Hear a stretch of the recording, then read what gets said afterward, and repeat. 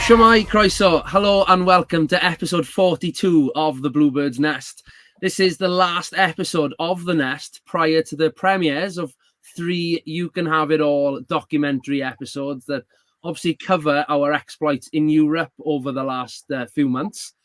We felt it would be a great time to invite the 3 gents you can see on screen who shared the experience with us, both home and away. 3 highly influential and respected journalists who are part of the team at subscription-based sports journalism website and club partners this year, The Athletic. So a massive welcome to Philip Buckingham, Dan Taylor and Stuart James. Gents, great to have you with us. Evening, Ryan. Good to see you. Pleasure to be here, mate. Yeah, thanks very much for having us on, Ryan. Nice. Again, it's something we spoke about over the summer. I wanted this to be almost on the eve of the documentary kicking off. It has been a while, but it's one that I've waited to put this shirt on as well, I must admit. The limited edition shirt that The Athletic kindly sponsored, which is still available if anybody wants it, ready for Christmas. But we've got a long list of things to go through, but I think it's probably best to do it chronologically. So, Phil, I'm going to come to you first. You've been a sports journalist, I think, for almost 20 years now, mainly covering the highs and lows of Hull City. Is that how you and Tony obviously connected? Yeah, I must have known Tony for a good 10 years. When I was covering Hull City and Tony came up to lead the academy. He'd done a very good job at Swansea, and then he was picked to come up and do the same at Hull, turn them into a Category 2 academy, and obviously progressed to the first team, and I always kept in touch with him. I left the Hull Daily Mail maybe 3 years ago, but Tony lived just at the end of my road. I don't want to take people back there, but do you remember the lockdown walks where you're allowed an hour of exercise every day? Tony was probably the person I saw most, actually, walking the dog in the morning. So, yeah, I've known Tony for a lot of years, a good guy. And, I remember he was eager to have West in the Athletic, and I told him it might be a tall order. But if there was a sort of give and take about what the club was willing to offer, I'm sure our editors would be interested, and that's how it came to be, really. Yeah, I'll be honest, I was speechless when I heard it was happening. It was actually in Geneva, in a bar alongside Lake Geneva, that obviously Rob and Tony started explaining the connection, your history together, and obviously the shirt sponsorship and the original article, I'll call it. But the club have always been very forward-thinking, and the door's always been open to the media. But this was a whole new level of spotlight, I guess. You came to North Macedonia with us, and you flew over with us. How did you find it all, and what was the experience like for you? Well, the first part of it was I came out to Haverfordwest, and I remember speaking to Stu on the way down, because Stu did a very similar thing. Was it with Sutton, wasn't it, Stu? And I think another colleague, Si Hughes, did one on Marine. And I think I had the conversation with Stu driving down to Haverfordwest, because I think I probably rang everyone in my phone book that day just to kill time on the journey. And yeah, I didn't get the call. You must have been busy. So yeah, but they make for great copy, and the more a club is willing to throw open the doors to you, the better it is. So yeah, I came down to Haverfordwest. I think I watched the club train, and then the next time I saw everyone was at Luton Airport. The flight over there, and it was just a tremendous trip. It really was. I'd really say it was one of the highlights of working at the Athletic, just because of how open everyone was, how friendly everyone was. Never been to North Macedonia before, and just the whole was it probably 3 or 4 days, wasn't it? I think from Tuesday to Friday, pretty much. Just a tremendous trip. It can be hard being a journalist sometimes when someone doesn't want to talk to you, but everyone connected with Haverfordwest was just prepared to sort of almost lay the soul bare, really, and from owner down to goalkeeper, and great access.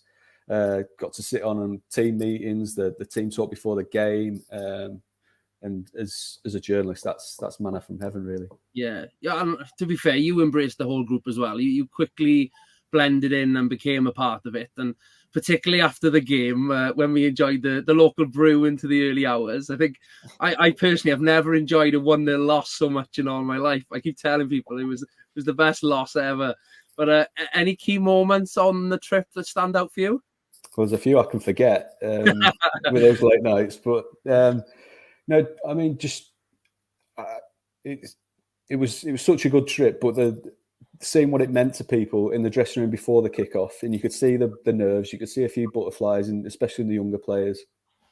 But walking out into this sort of vast arena, and I remember there must be 200 or so ultras with the shirts off, bouncing up and down, and it was pretty surreal. And so for me as a journalist, just watching on, great experience. So for the players, it must have been out of this world, and a dogged performance kept the tie alive, didn't it? I think anyone would have snapped your hand off for a 1-goal loss after that first leg, just to give the second leg a bit of meaning, because that would have been the real sort of sickener, really, wouldn't it? If I think we did discuss this beforehand, if you were to get turned over 3-4, 5-0, then the second leg becomes a non-event with the greatest of respect. So it kept it alive. It kept the narrative going, and I was off on a family holiday, so that's where Dan stepped in and got all the glory. You couldn't continue with us for the home leg, Dan. Yeah, you did. You picked up where Phil left off. I suppose a half-written article, I suppose, with the climax that was yet to become a reality. Your history. You're a former chief football writer at the Guardian and the Observer. Now, obviously, senior reporter at the Athletic. You've probably had access to some of the biggest clubs in Britain, if not Europe and the world. I remember your first involvement when you rocked up to Cardiff. Within minutes, I was passing you a pint of Guinness. That's a very kind build-up. But I'm based in Manchester, basically. So obviously, City, United, part of covering those big clubs is that it gets indoctrinated in you that there's always someone in a corridor with like a lanyard on. Basically, you have to show your ID 100 times just to get through a couple of corridors, and it's just those clubs keep you at a long arm's length away, basically. So I knew that we got this basically because of Phil's friendship with the manager, and obviously I didn't have that. I think Stu knew Waggy. I just knew nobody. So basically I rock up, and I'm kind of genuinely feeling a little bit vulnerable. A bit nervous. Don't really know anyone, and obviously just. Phil had assured me that everyone will be fine, but equally, you still don't properly know. So basically, basically, it's easy to say this, Ryan, when you're there, but you were one of the ones who came straight over, introduced you. If I'd walked in and everyone was like, kind of like, sort of giving me sideways looks, but you came over. Rob was on our table, wasn't he? So immediately, Rob's great company, sort of very, very funny guy, and just not all chairmen sort of have that kind of, sometimes it can be a bit stiff and everything. It just very quickly became clear, brackets after the 6th Guinness that you brought me, that it was going to be a good night, and basically, and that just sort of set the tone really, because there really wasn't one occasion where I ever sort of felt that I got a look or a bit of or even just like who are you again kind of from anyone. And I, as Phil has never forgiven me, I kind of came along and took the kind of the real drama of like the end, the result, basically. I mean, that would have been dramatic even if there wasn't all the kind of emotion and everything attached to it. I ate with the team and the management and the board, and I went for the walk in the morning, pretended that I was a footballer just to kind of like live all my dreams, basically, even though I sort of stood at the back and sort of, and then, but then even going in the dressing room, I genuinely still couldn't get it out of my head that at some point someone's going to put a hand on your shoulder and say, "Excuse me, sir, what the are you doing here?" Or one of the coaching staff would take exception to me being there, or I'd see them whispering in the corner or something like that.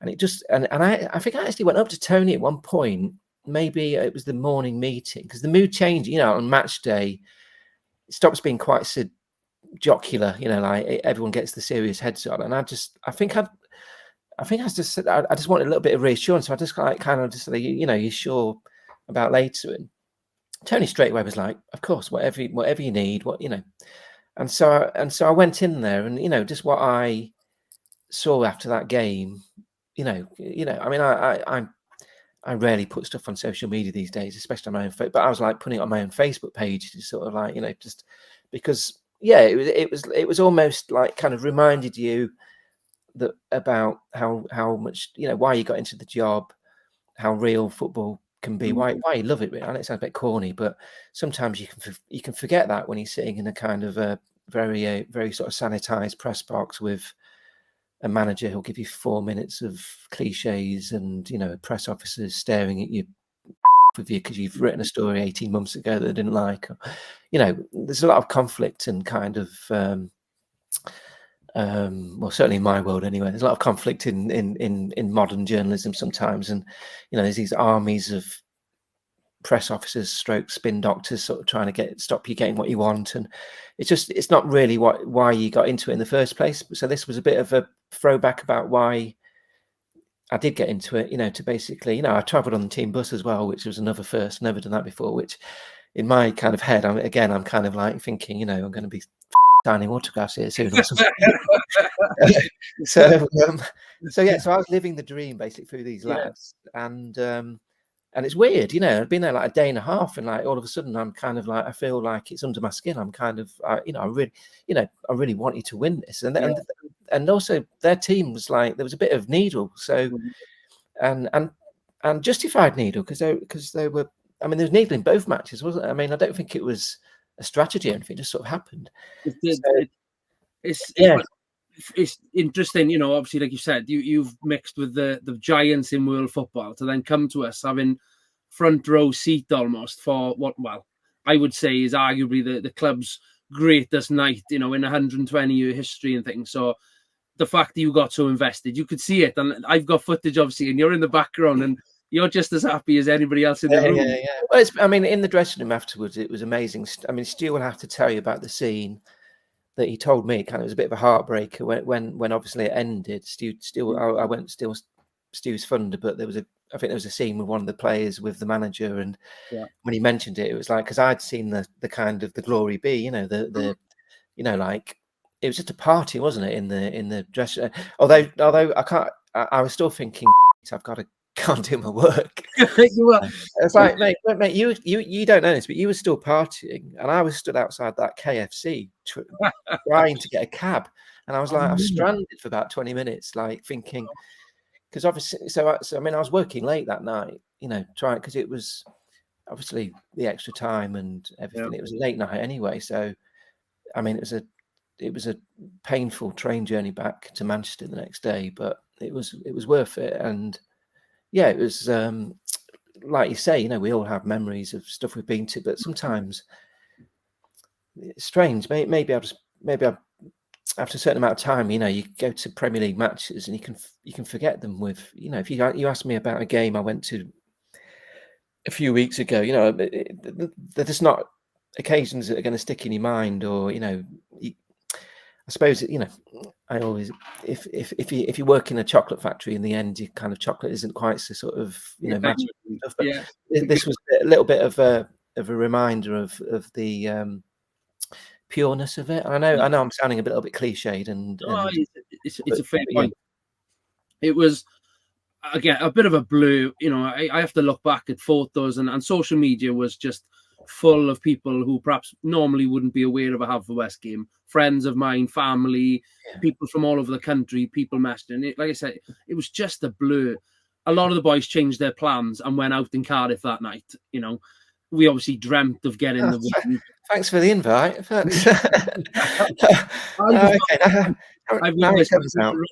The bus was stocked full of refreshments and most. Oh, really? Yeah, I can imagine that bus was fun. Yeah. It was a fun journey home, and I remember getting home, and it was maybe 1 a.m. Obviously, coming back west from Cardiff.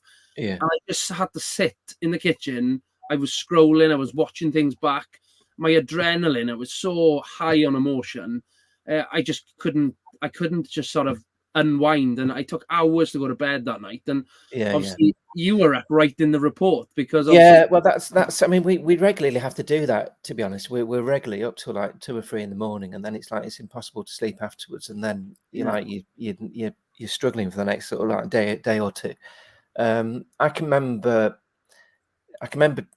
so I think I sent you like a picture of it on the New York Times, because obviously the New York Times basically they now own The Athletic. So basically they will take maybe one article a day, and put it on their website. And so there was never like a proper guarantee that they were going to take this, but I can remember sending you it and kind of feeling like it was a little bit of payback for how generous everyone had been with their time and how open you'd all been, because I knew that you'd all be, I could just tell that from the other end of the phone, like, just seeing the club on the New York Times website, like however millions of people would see that. So it was kind of like almost like, now we can show you what we've written. And it was nice, genuinely good satisfaction to know that you were all going to really like it, and it was a story of a happy ending, basically.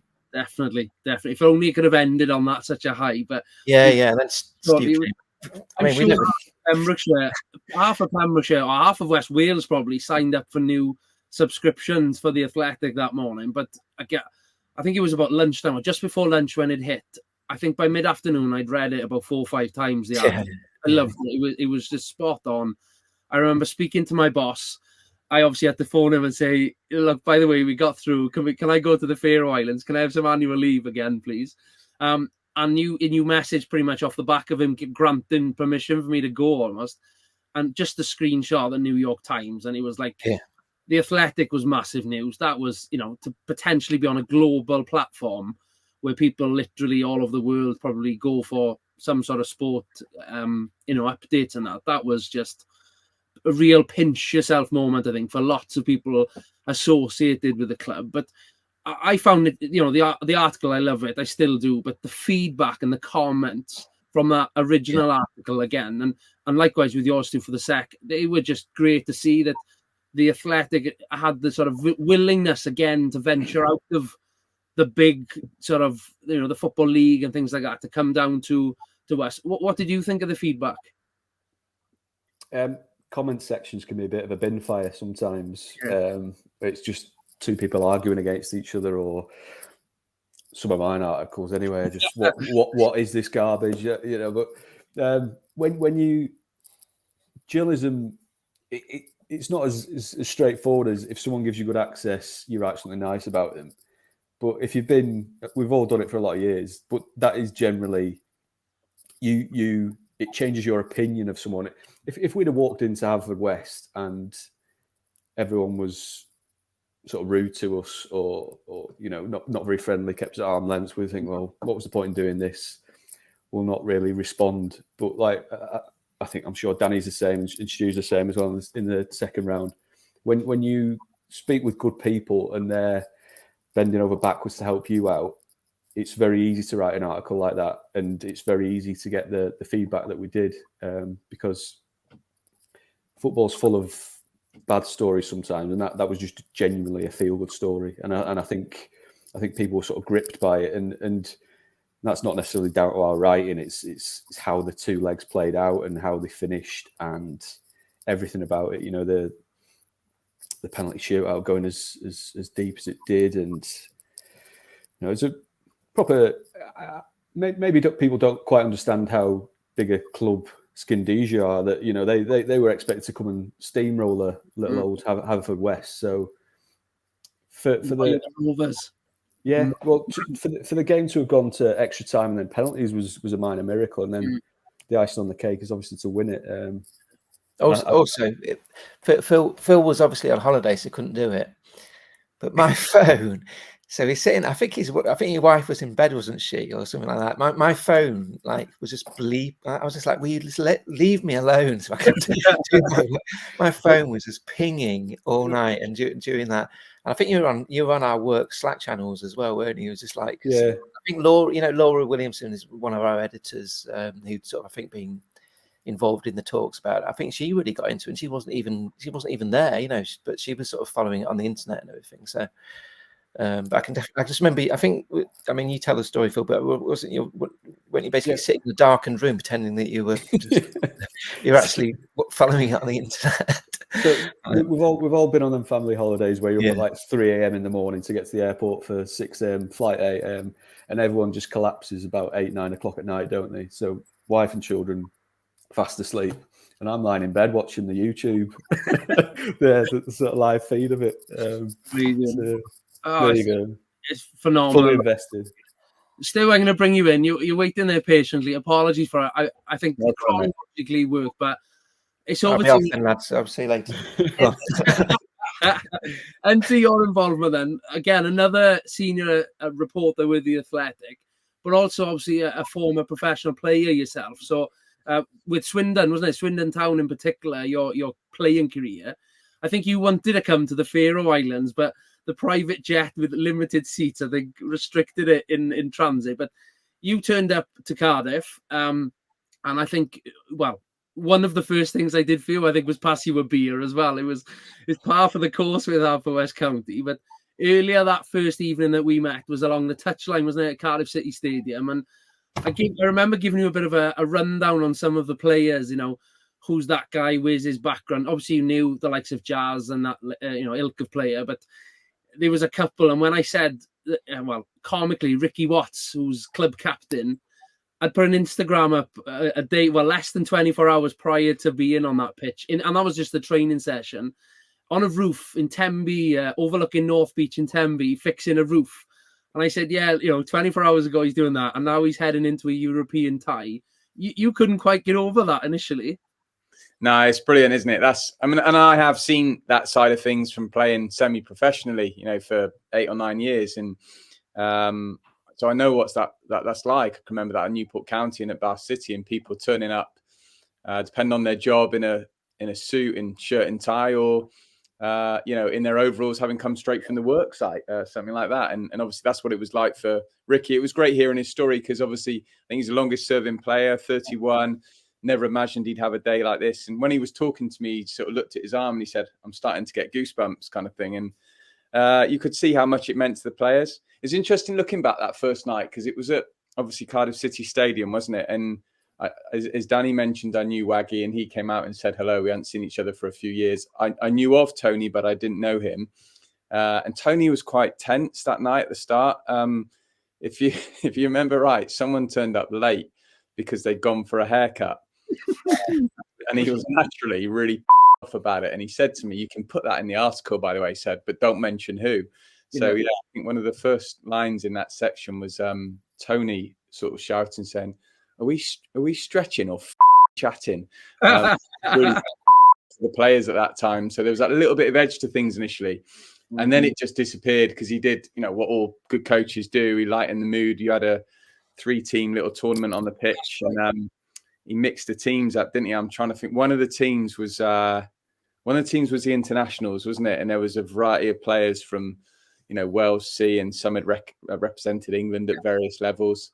But the best team was the rest of the world one, wasn't it? Which was a real eclectic mix of players. And then who was one of the lads was he put him in that team because he said he's not that bright. I don't even know what planet he's from. I'll leave you to mention that name. It's the Kai Whitmore that was. It was the rest of the world. So we had the New Zealand, Zach was there, the English lads, and the boys were straight away on it. Well, why is Kai in that team? He was from Neath. Yeah. And he said, well, he's from another planet. Oh, the place was erupted. It was phenomenal. It's brilliant. Yeah, so then it was all lighthearted straight away. So any kind of tension had gone then. It was a great evening. And then we obviously went back to the hotel and had a few beers. And the strange thing for me is I was only part of it for a little more than 48 hours. I didn't have like a holiday with the team like Phil had, away for. But it felt like, touching on what Danny said, it felt like I'd been there for ages. And that's a measure of how welcome everyone made you feel. I didn't feel like I was a journalist sort of trying to be anonymous, which is what you want to be in that situation. Because the last thing you want to do is brilliant having the access, but feel like you're a distraction in any way. So when it's great we're present for the team meeting, it's great we're in the dressing room, but we don't want people to be looking at us, right, guys, and thinking, that's a bit odd. He's, why is a journalist in here? But echoing what Phil and Dan said, no one, made you feel that way at all. And we, sat down for like, dinner, breakfast with everyone, went out for a few drinks. Team meetings were great. I think, on that note, I was so impressed with what Tony and Waggy were doing. Their attention to detail was amazing. And I spoke to them about that afterwards. And of course, the difficulty is, at that level, Ryan, you don't have 5 days a week with the players. So you're trying to cram stuff in. And I think I'm right in saying that the lads had only done one training session in between the two legs. Yeah. And I think that had finished 9 o'clock on the Monday evening. So then you haven't actually had any opportunity to feed back on the first leg until the day before the second one. So, but I was super impressed, that everything was done to such a really professional level. And then, again, echoing what the boys said, you just get swept along with it. I was just willing you on in that game, desperate for you to get through, which it looked like might happen at one point, right?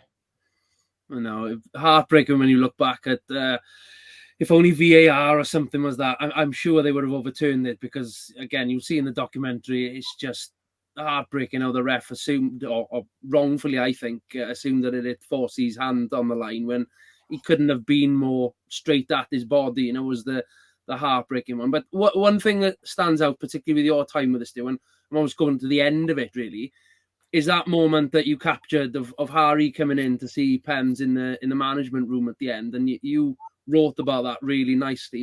What's your thoughts on that now? Yeah, that was a really emotional moment. There was a couple of other funny moments. One I didn't mention at all, because I don't know how the lads feel about this, but I hate using the word I in a report. And at half time, I ended up carrying Jazz Richards back down the tunnel, which was quite surreal. And I remember the next day thinking, I said to my lad about it. I said, because he supports Swansea. I said, I carried Jazz off at halftime.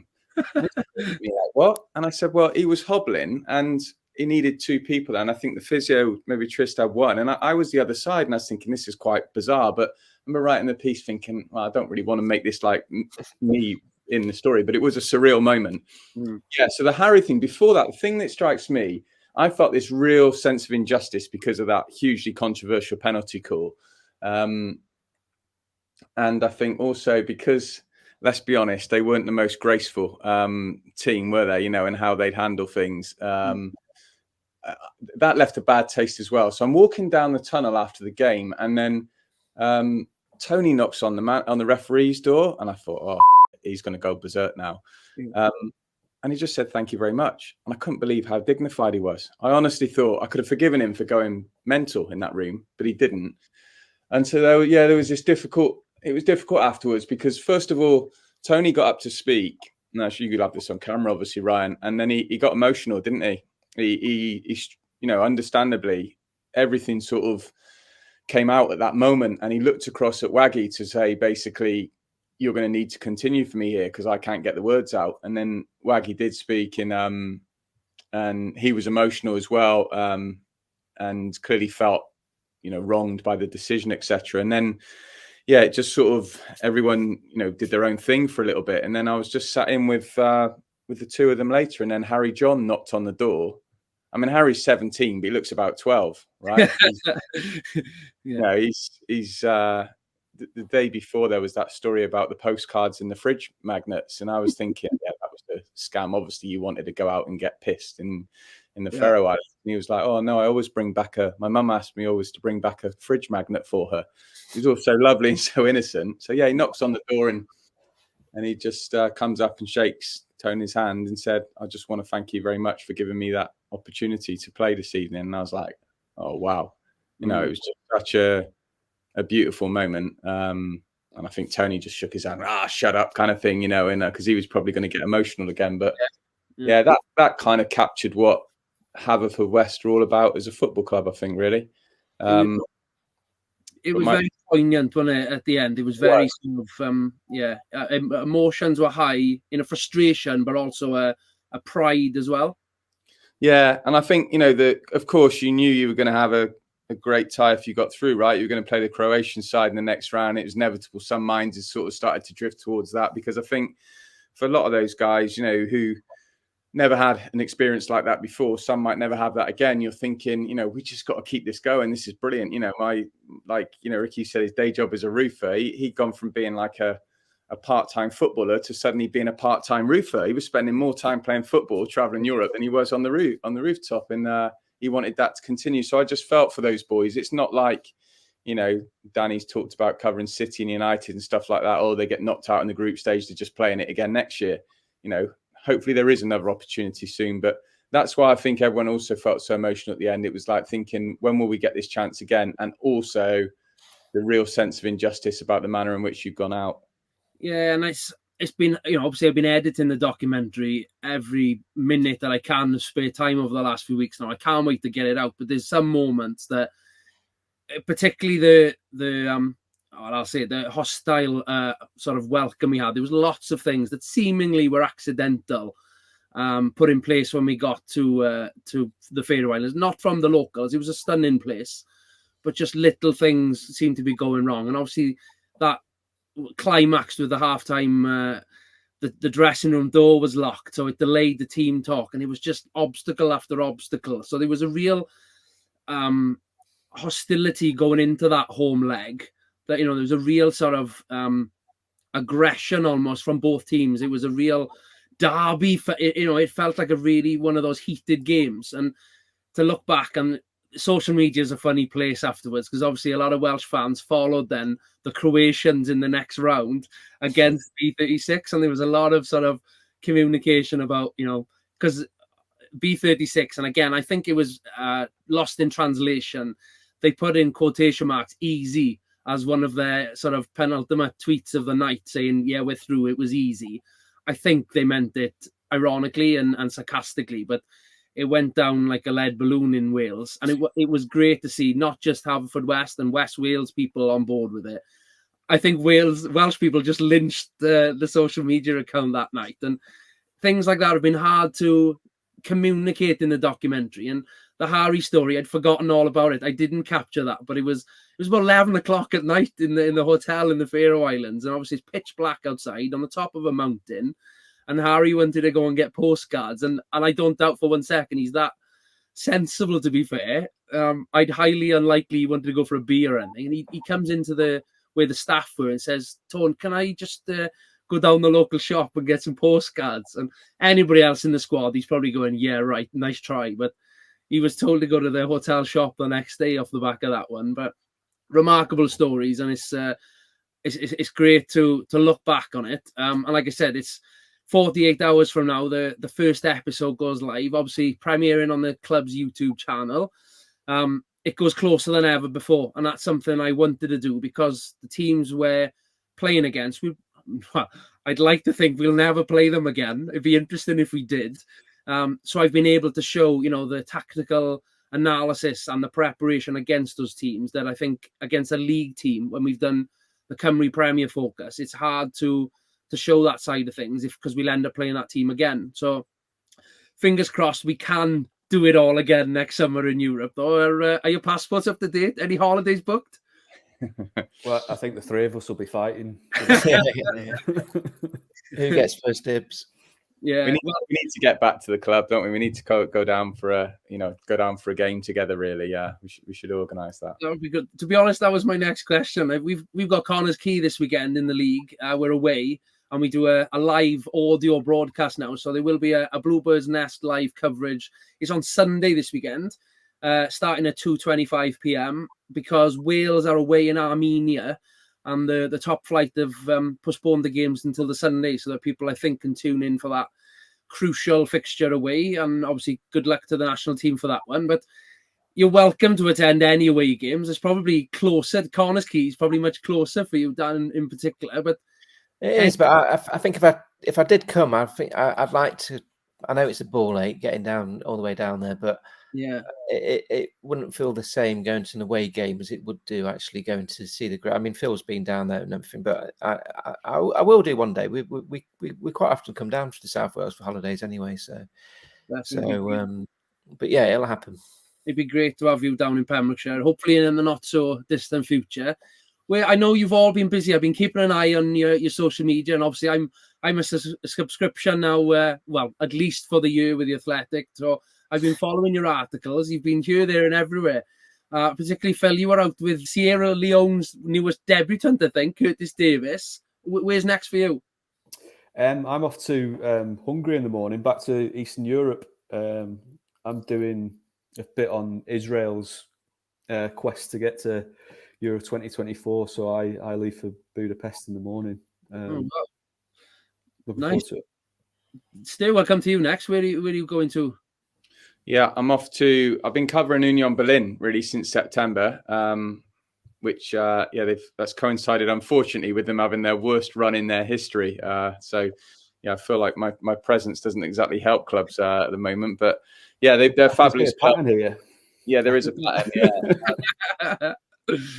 No, they're a fantastic club. They've had amazing success. They've gone up through the leagues from the 4th tier to the Bundesliga without a wealthy benefactor behind them. The fans rebuilt the stadium, just volunteered. Extraordinary, really. But yeah, they're in the Champions League, first time in their history. So I've been following them through those matches. So I'm off to Braga, I think, the end of the month. They've still got a possibility of finishing third, which will get them in the Europa League. And then they finish up with Real Madrid at home in the last game, which hopefully isn't a dead rubber. So yeah, I've had some great time. Though the results haven't been good, I've really enjoyed it. There's fabulous people there, so it's been good fun.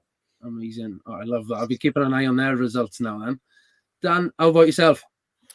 Well, this is news to me. So while Phil is on his way to Budapest and Stu is hobnobbing in Berlin, I've been doing a piece about Stockport County, which is a mile and a half from where I live. And then next week I'm doing a piece about Skelmersdale United, which is so I've gone down the sort of. I think it's actually not a coincidence, but I sort of like craving the access now, and you get the better access in the lower divisions. So basically, Stockport, I know people there. They've been brilliant.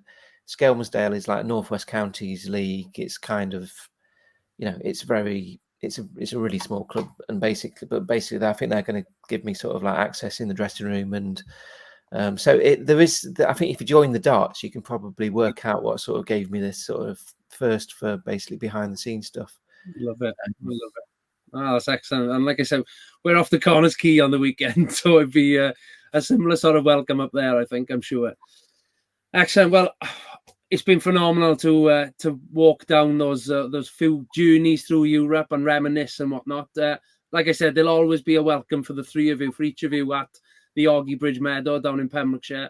Thank you for the time. There's two superb articles, again, I'd say, that will be treasured by many associated with the club. And who knows, there could one day be a third one in the future. It'd be great to say, never say never, I suppose, about it. But yeah, thank you again, gents. And I look forward to crossing paths with you in the future. You will, Ryan. Ryan, thanks to everyone at the club. Pleasure, mate.